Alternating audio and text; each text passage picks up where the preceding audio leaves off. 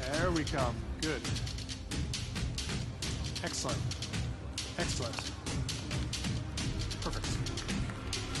Just stay right to the 40. Stay right to the 45.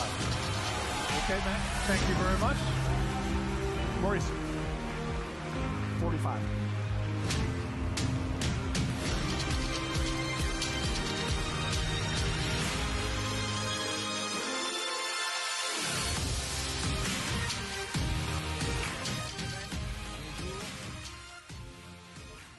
Bonjour, we have a legend.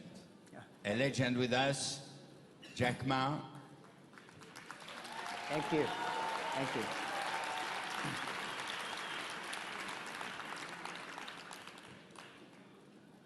The first thing that I have to say that you will have the possibility of putting some question to Jack by using slido.com. And I think that you will get on the screen the address so you can, okay, you can send your messages. It is a formidable honor for me to welcome Jack. He is, as I said, a true legend. He probably doesn't remember. We were sitting on the same panel at what became later the New Champion Forum organized by the World Economic Forum. In those days, there were very few people believing in Alibaba. And the first question I have to Jack is, how come this little boy, born in Hangzhou, grown up in Hangzhou, who is not an engineer, who is not a geek, who had this formidable intuition of what technology will become, has moved from this origin to building what is today one of the most powerful companies in the world. Thank you, Maurice.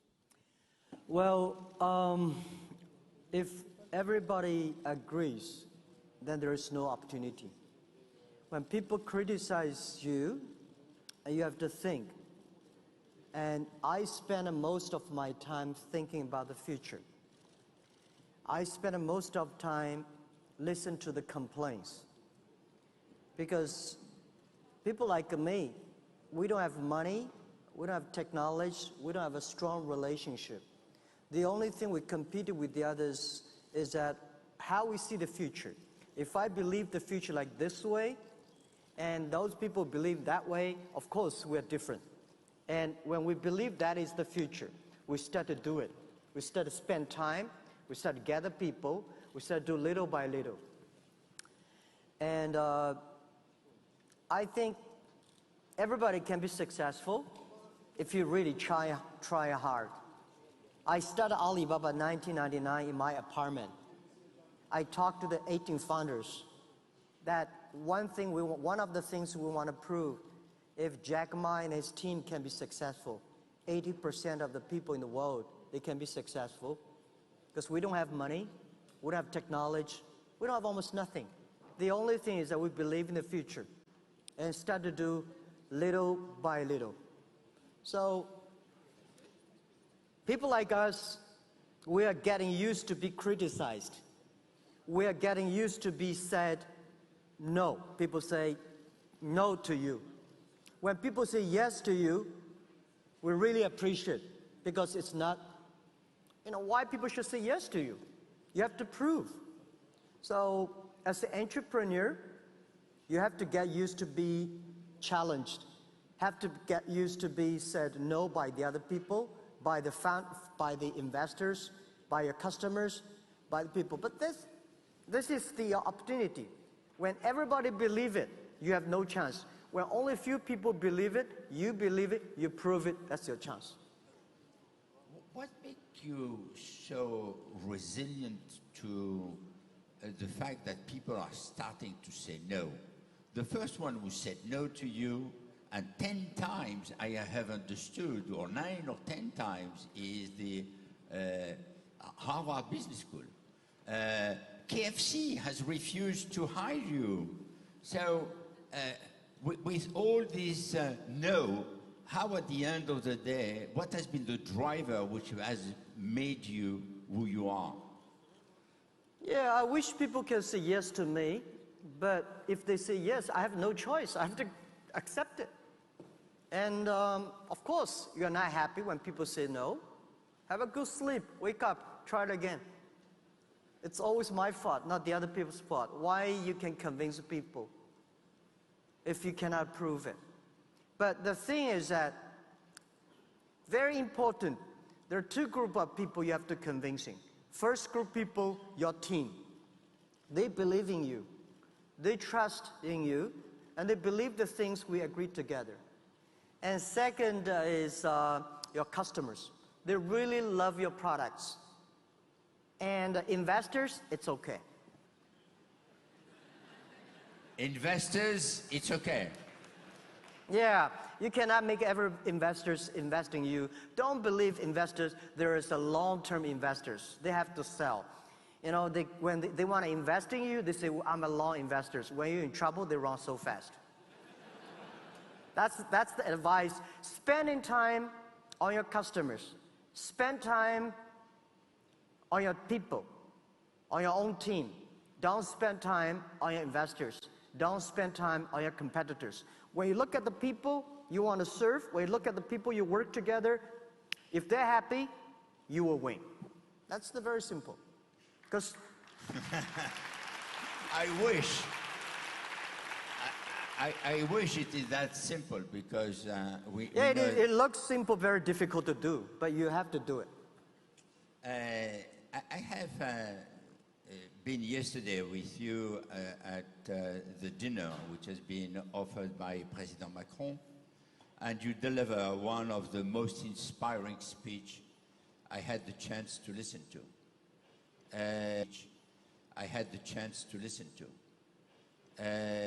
And with a vision regarding the future, and also this idea that one of the things which is taking us back is the fact that most of the time we are too much attached to the past. Maybe you can share some of those views with the audience, because it was so impressive, and I think it is what is leading the world. So can you maybe in a few sentences summarize your thought on this? Yeah, I think my advice to the governments, many government officers, you know, government officers love to make policies and rules and regulations, but nobody is an expert of the future. We human beings only have the experts of yesterday. When we make the future, especially this technology revolution, is so overwhelming, so change everybody, everything. So the policy we make have to be smart policies at the smart time. We should not, because of one problem, we make everybody in trouble. And I think that we should always think about the future. Think about how we can, there's very little we can do to change yesterday. There's very little we can do to change today, but there's a lot of things we can do to change tomorrow. If we do a little bit today, we can change the future. So I think that government should everybody in the world should embrace the change, embrace the technology. You don't have the solutions, or we don't have the solutions. Somebody have the solution. We don't have I see so much worries today in Europe, in the world. The thing worries me is the worry itself. When you worry, you start protective. And I think people worry about jobs. Today we think people worry about artificial intelligence. Well, don't worry too much about that. People are improving, and people working about the security. Alibaba got, in the past 5 years, every day we got 300 million attacks per day. But we think it's an opportunity. Let's learn it. Let's learn how to do it, solve the problems. And then in the future, when we got the experience, share with the others. That's the whole thing. So I want to encouraging everybody. Look at the future. We cannot avoid it. We have to embrace it. We have to live it, think about the future. And there are a lot of things. My grandfather will never be surprised, will be so surprised that today human beings have so many jobs can be created.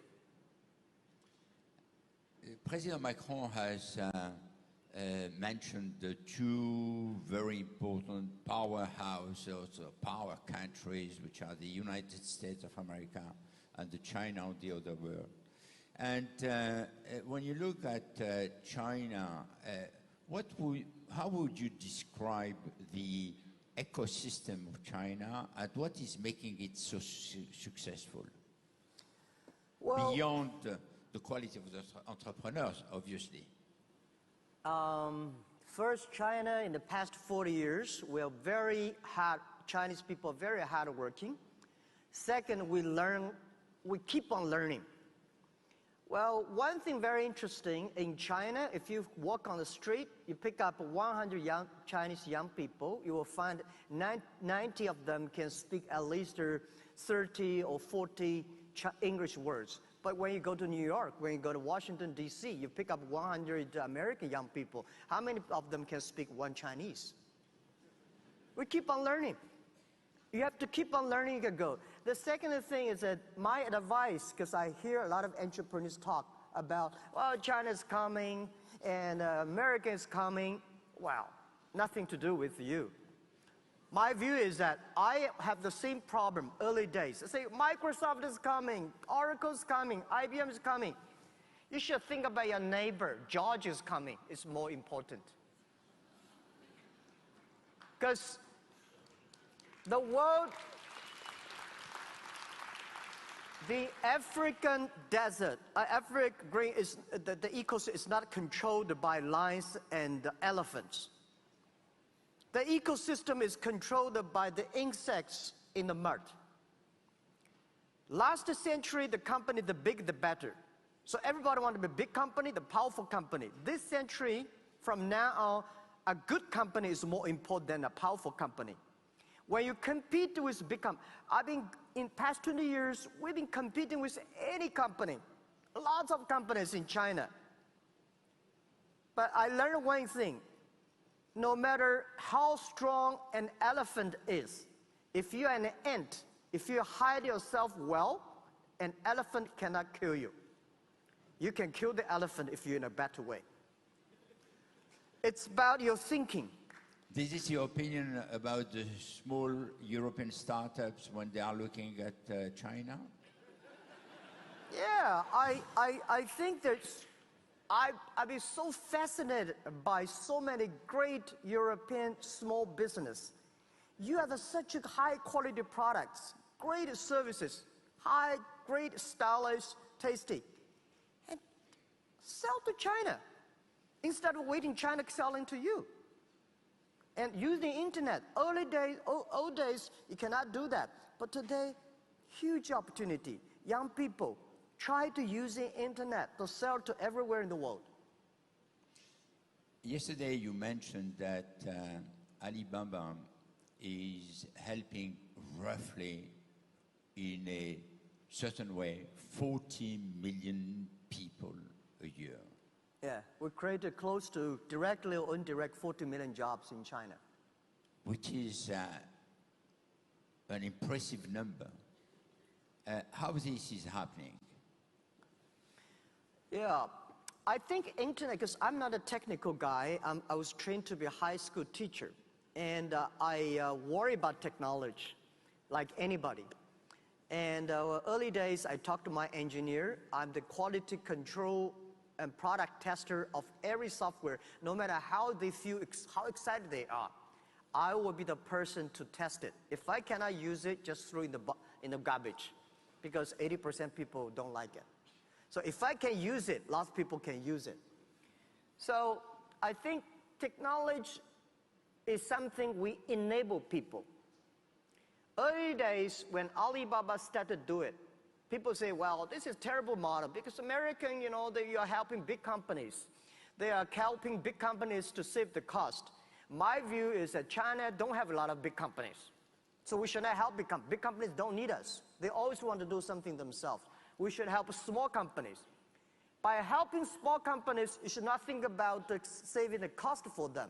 Small companies are so good at saving the cost. They want to make money. So we enable small companies to make money online. We help them to sell farther.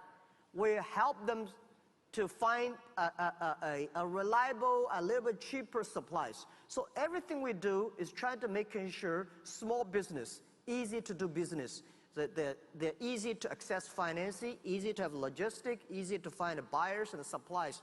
So that is what we do. And I have been also impressed by what you are doing in Africa and how you are helping the farmers. Maybe you can say a few words on that. Yeah. I visited Africa 2 years ago, and I was amazed by the people, by the passion, the young people there. And reminds me, because, you know, just now when the president talking to the entrepreneurs, I was sitting there, I was so touched and moved. It looks like, you know, I don't like talking to the big companies. They talk about a KPI, they talk about next quarter, and they talk about a competition. When those young people, they're talking about dreams. They're talking about the future. They never fear about something. So we are the same animals. But in Africa, I found a lot of these kind of same animals like me. They love, they never fear, they want to change. So I think we're talking about inclusiveness. If Africa is not a development, and inclusive is just like a slogan. So we have to figure out something how we can help the Africa. But I think today internet can help Africa, right? In the early days, a lot of people don't know how to use the computers. But today, almost a lot of people have a mobile phone. A mobile phone is much more powerful than a computer. The next thing I found that Africa, there should be 3 E's. E-government, entrepreneurs, and education. When we have an e-government, we make government online, there will be transparent, there will be efficiency. We should make entrepreneurs, because the entrepreneurs that create the future. Entrepreneurs that try their best to realize their dreams. If we spend time, if we spend resources on the education, Africa will have a lot of people. So what we see today in Africa was much better than 20 years ago when Alibaba started. Because at that time, nobody even believing internet. Very few people using computer in China. And there's no mobile phone. Today in Africa, all these are ready. So the only thing is that let's start to build now and start to change Africa. We at Vivatech, we believe a lot in Africa. That's the reason why we have created Africa Tech. And by the way, we will have tomorrow a conversation with President Kagame and President Sall. President Kagame from Rwanda, President Sall from Senegal, and we will discuss how they are transforming their countries. You mentioned dreams, and I do believe, yes, that we need to have big dreams. Yeah. Big dreams. And there is a book from Shimon Peres, President of Israel, the late President of Israel, that you knew very well, who said that there is no room for small dreams. And in your wildest dreams, have you ever thought that Alibaba will become, when you started in 1999 in your apartment, would become what it is today? No, I never thought about that. 1999, in my apartment, 18 founders, the only purpose at the time, we survive. We 18 people gather $50,000 US. We think we can last for about 10 months and then raise money. But only 4 months later, no matter how we tighten the budget, we still run out of the money. So everything we think about is to survive. But we believe that internet will change China. Internet will change the world. We believe if we don't succeed, somebody will. But if we start to do now, and be smart enough, find the right people do the right things, we will win. But later now, that we're getting bigger and bigger, we now think it's our responsibility. It's something that it's the mission somebody put in our heart that we should do more, because we find we helped created 40 million jobs. We helped over millions of companies, small companies survive. Why we cannot help 100 million jobs globally? Why we cannot help small business in Africa, Middle East, developing countries, make them successful? By the way, the difference between artificial intelligence, AI, and people is that machine never have dreams. We have dreams. If you don't have dreams, you will never win with machines in the future. Win with machines in the future. Fantastic. I know you that you care a lot about people. When you look at what you have done, do you believe that Alibaba is good for the people? Yeah, we try our best, because this is our culture. This is my way, because I'm a founder. I know nothing about technology. I know nothing about marketing. I know nothing about the legal, all the stuff. And What do you know? I want to know about people. I know people. I was trained to be a teacher. As a teacher, you want your students better than you are. You want your best product is your students. You want this student to be a lawyer, that student is a banker, that student is an entrepreneur, that is a mayor. You don't want this bankrupt, that in the jail, that is in trouble. So you always want people better. And then you have to listen to them. You want to see their thing, and then make all the things to making sure that you can empower them. You can make them teamwork. You can then collaborate. So this is how we do. And I find the more you care about your team, the team will care about you, and the team will care about their customers. So I talk to all of my people early days, don't make me happy. Don't love me. Make your customer happy. Make your customer love you, and I will love you any minute. That is very simple. So everything we do as a founder, make your customer happy, get your team, make your team happy, and you will be happy. Great. Jack, since I know you, I have seen many facets of Jack Ma. I have seen a magician, somebody who is playing with magic. I have seen a great entrepreneur, the founder of one of the greatest companies in the world. And there is also a showman. And you have built your own Black Friday, the singles. And when you have this day, which is a day where you are doing, I don't know how many $1 billion in one single day. 30 billion. 30. Yeah. Okay. For the people who don't know, we are fighting all the year long to do 1 million, 30 billion in one day. But not every day. I wish every day. Not every day, because you are not doing the show every day. Yeah. And my understanding is that you are doing the show during 24 hours. So explain a little bit this, and how you came to this idea of the day of the singles. Well, yeah, first, I mean, people say I have different faces. I don't call it different faces. I think in my heart, I'm always curious. I'm curious about a lot of things. And I know when I start Alibaba, I know this is not the thing I want to do in all my life. I want to go back to teaching. So I think life is short. You should experience all kinds of things. I don't want to die in my office. I want to die on the beaches. Right? We work hard and we spend the money. But you spend the money, you should spend the money smart way to empower more people. Why we succeed? Because we're using technology to empower a lot of people who succeed. If we want to be more successful, empower more people. That's very simple. So for November 11, the Singles Day was created by my successor, CEO Daniel. But the idea was this.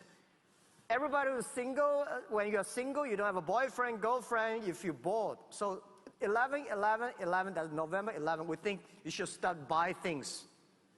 So we just make singlers happy. And then we did not expect that it comes like this. It's become the largest shopping festival.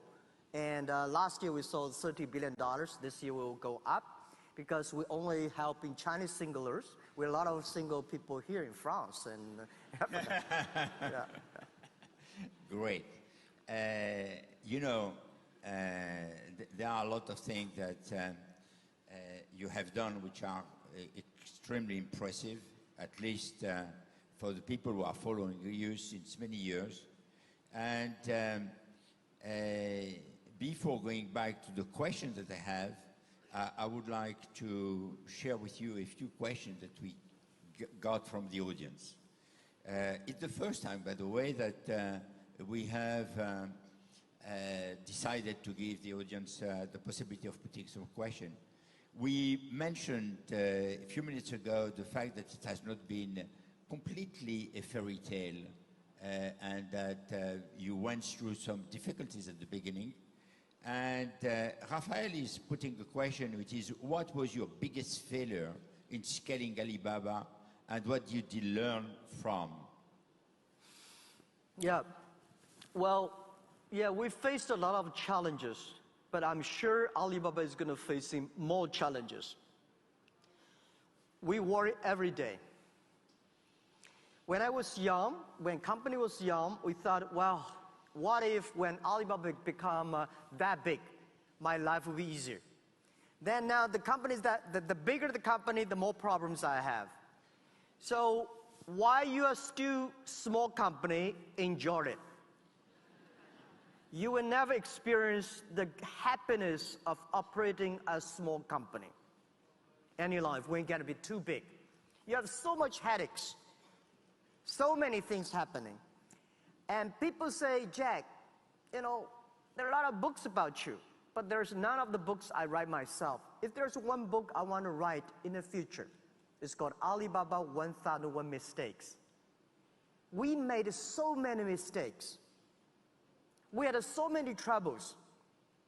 Believing or not, China built up e-commerce company, built up an internet-related company.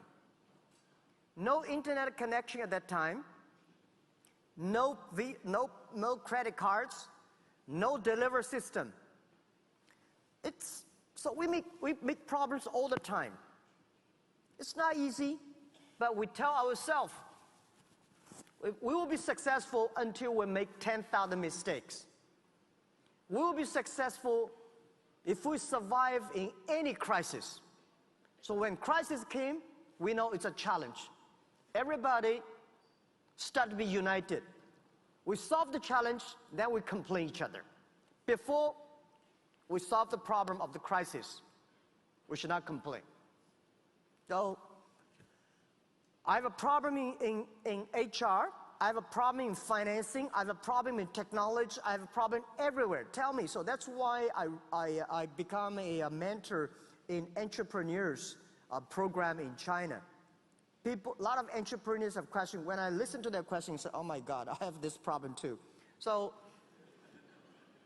I would say we have gone through almost more than 90% of the problems that any entrepreneur, 90% of the problems that any entrepreneurs have met.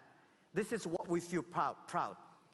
At the end of the day, I'm going to tell my kids, my grandchildren, it's not the thing we feel proud we made Alibaba. It's so many mistakes that we overcome, so many challenges we experience that make me feel proud. Life is about experience. So when you become an entrepreneur, don't worry about the competitors. Don't worry about the mistakes. Don't worry about the challenges. Go through it. That's the great fun part of your business, of your experience. And then you got a courage, you got a wisdom, you got a team follow you. Bravo.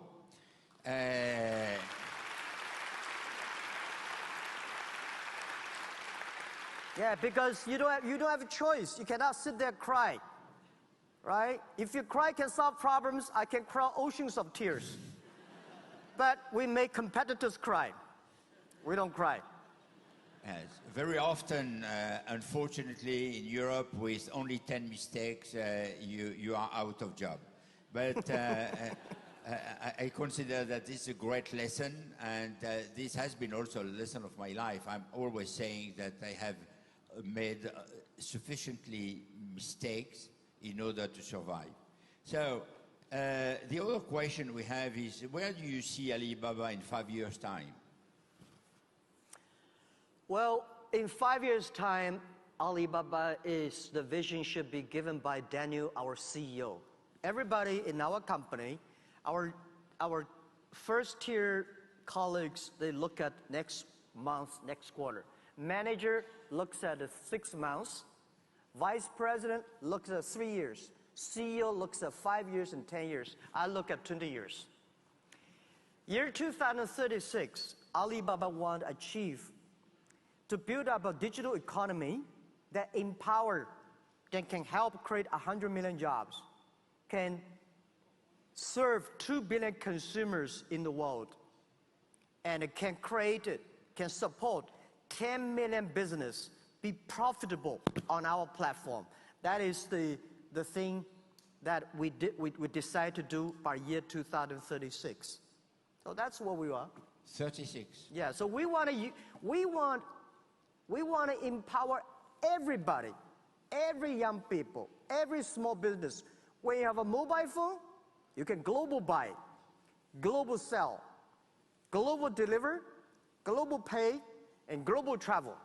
And if we can do that, we don't know how big we will be, but we are not interested in we are being like a $5 trillion company or $10 trillion company. We are only interested in these 5 things: global buy, global sell, global pay, global deliver, and global travel for everybody. That's what we want to do. Great. Yeah. When I invited you, it was at a time where you already had a heavy schedule, and you were very much hesitant to come because you had a board meeting, and you decided at the end of the day to move the board meeting, which is quite impressive, and I thank you very warmly for that. Thank you. And what has really prompted your decision is when I told you that we need you to tell the young people some lessons. And there is a question, which is, what advice would you give to the young generation that follows you? Well, I follow young generations. I come because there are so many young entrepreneurs. I come because it's the opportunity for small business. There are so many small businesses in Europe, excellent, and there are so many young people around the world, and entrepreneurs. But let me share with you my thought. If you're an entrepreneur, if you want to do some business, think about. You should never think about succeed next month. You should never think about succeed next year. If you think about next month you will be successful, easy come, easy go. You will go down very quick. You should think about, is this thing will be good in 10 years? And have a patience. And the second is that get a good team. If somebody in your team is better than you are, follow him. If you think you are better, share with their ideas, your trouble, your thinking. And hardworking. There's no other choices. And look, your eyes, this eye, look at the customers. This eye, look at your team. And share with your team all the thinking you have, making sure we're on the same, right? I hate a lot of people, this eye is US dollar, this is euro, they talk like RMB, you know. Nobody want to work with these people. They only talk about money. They have to tell, what do you want? What we agree, how we could do together. That's all the things. And giving yourself some time. Yesterday you have been seeing a group of people who are working on Tech for Good. And one of the key issues which has been addressed by Ginny Rometty and the group that she was leading with Jean-Laurent Bonafé is about education.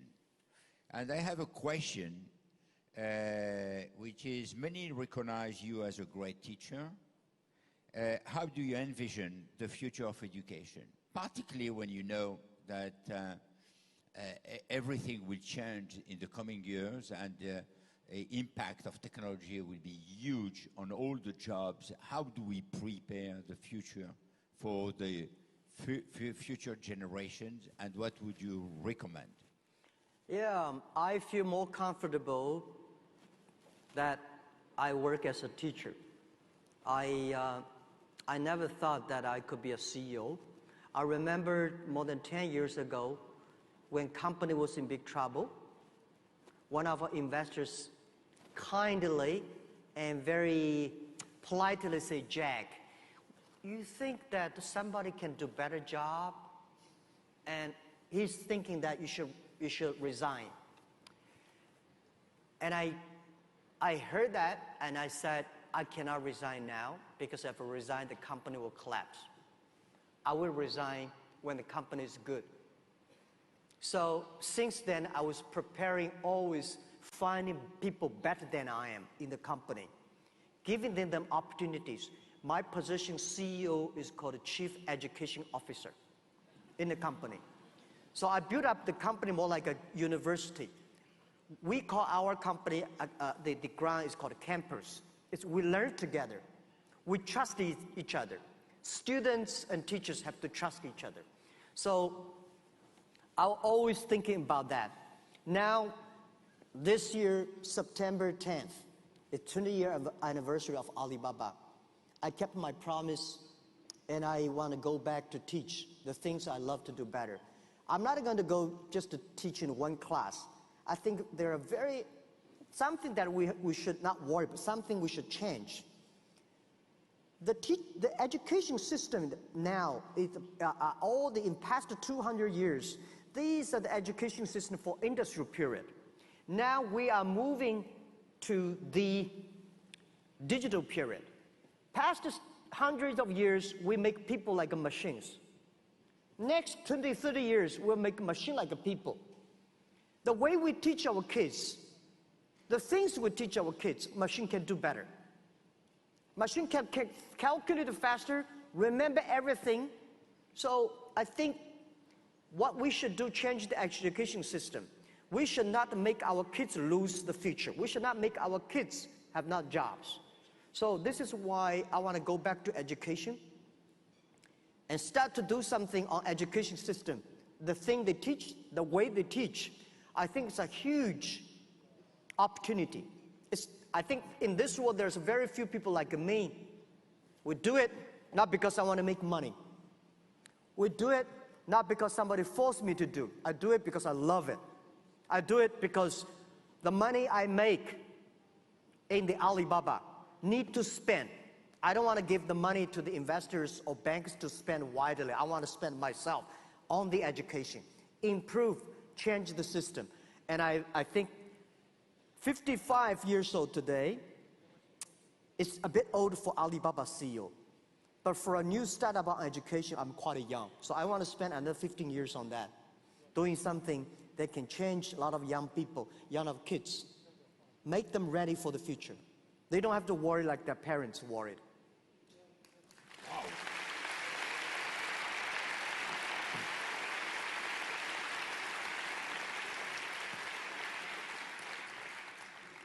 Karim has put a question which I consider is extremely interesting, and I would like to hear you about this. Should France, and you had the possibility of speaking with President Macron yesterday, this morning again, and you heard him regarding China and the US. So should France and maybe Europe get inspired by the Chinese ecosystem on digital innovation and technology? be inspired by China? Yes. Yeah, I think so. Imagine 20 years ago, China, you talk about internet, you talk about IT. How can IT 20 years ago, China compete with Europe, compete with America? 20 years later, China, today, people worry about China, Europe. I was sitting there, China, USA. Wow, I did not know that we are that powerful. What happened? Yes, tell us. We'd love to learn. All right. People ask me, why e-commerce so successful in China? Our company alone is much bigger than Amazon. Why e-commerce in China? One of the reasons why e-commerce in China is so successful, because China had a terrible infrastructure of commerce. Right? We don't have so many retail. We don't have so many like Walmart, Kmart everywhere.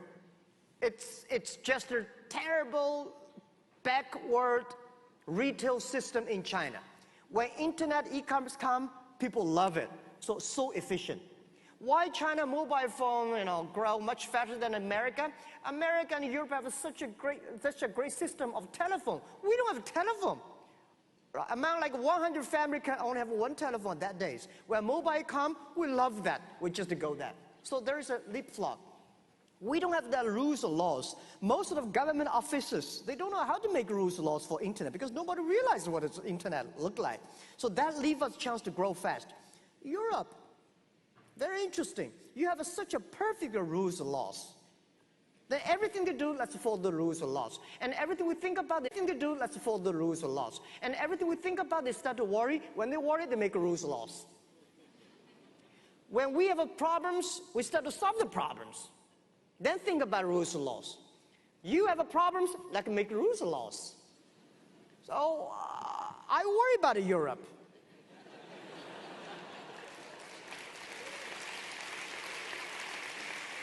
I worry about the worries of the Europe. If Africa does not worry, Asia does not worry, why Europe worry about? Right? You don't have solutions for artificial intelligence. They're going to destroy a lot of things, human life. Forget it. Let me tell you, artificial intelligence. I think we, Alibaba, using artificial intelligence to arrest and catch a lot of thieves. My theory, I told my engineers, I said, now, when you love somebody, you may not have reasons.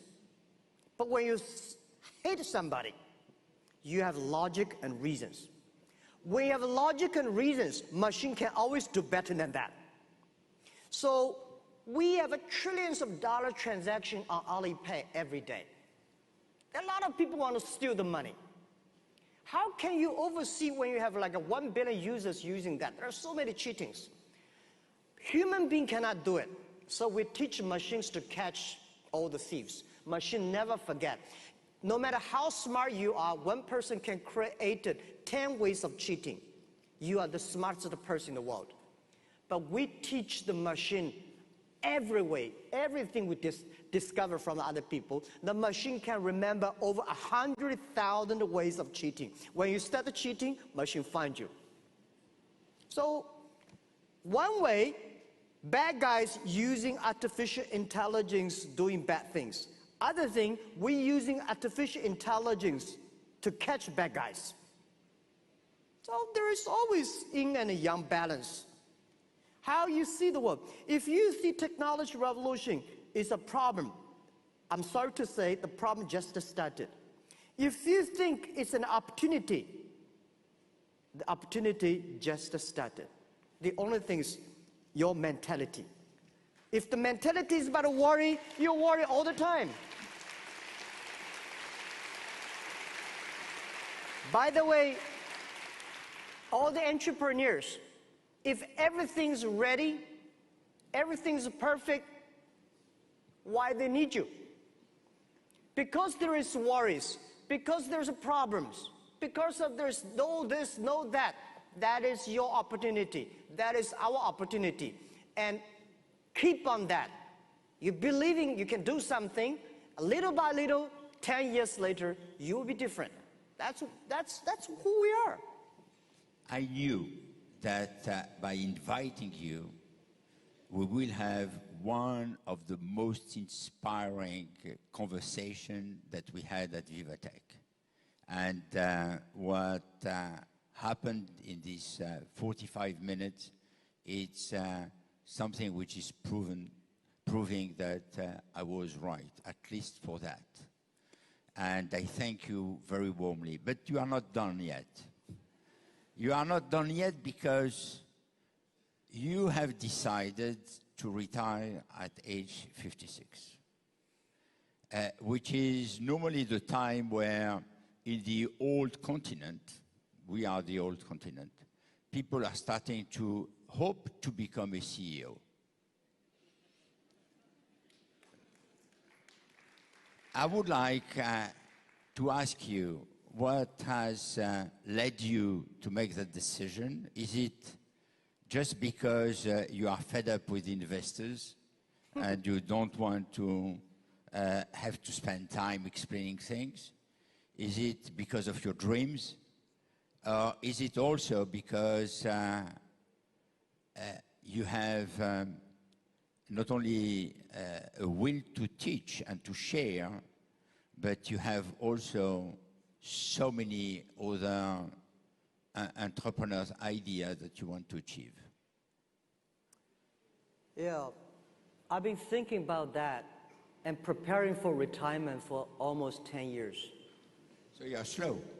I thought very clearly, and when we were young, we want for opportunities, but older continent, they don't give us opportunity. The new continent, we should give opportunity to the others, to the people who can do better. And I know I was not trained to be a CEO. I was not trained to be a high-tech CEO. I was lucky. I have a great team, a great time. So 20 years, we've been here. So I was thinking about, I have to figure out who can do better than I am in my company. If we want to make this company last 102 years. Why 102 years? We were born in 1999. Last century, we had a 1 year. This century, we want 100 years. Plus another year, we cross 3 centuries. That's the goal. And then if you want to last 102 years, I cannot be that old to do that. I have to leave the company. So I said, when I'm 55, 20-year anniversary, I must leave the company, giving this opportunity, this challenge for people who are better than I am, younger than I am, more passionate than I am, so I can do something that I'm good at. And I believe I can do much better jobs on education. I can do much better jobs on entrepreneurships. I have founded a lot of companies. 6 of them are very successful in China. And I figured out, because I'm seeing in a different view, I figured out being entrepreneur, there are a lot of interesting principles. No, a lot of no's, a lot of yeses. So I want to help entrepreneurs, share entrepreneurs, what we have gone through in past 20 years, what the experience. And third thing I want to do is, I want fighting for the women leaderships. This world, if we have more women leaders, the world will be better. These are 3 things. And why women leadership? Alibaba's secret sauce is we have a lot of women leaders. We have more than 34% of senior management are women. We have more than before we acquire a lot of companies, we have almost close to 49% of the employees are women. Now we have more than 35% of employees are women. But because we just acquired some big companies, they all deliver. So we'll figure out that. But I think these are the things I want to do. And always ask yourself and myself, my advice to every young people. What do you have? What do you want? And what will you give up? If you do not think about these 3 questions every time, you will get lost. So I know what I should give up, what I want, and what I have. And I think I should pick up things I love, I'm good at, and I can make people happy, and I will be happy. That's it. Simple. Wow. Merci. Merci, Jack. Jack Ma. Thank you. Thank you. Thank you. Thank you. Great. Fantastic. Okay. Okay. Okay. Thank you.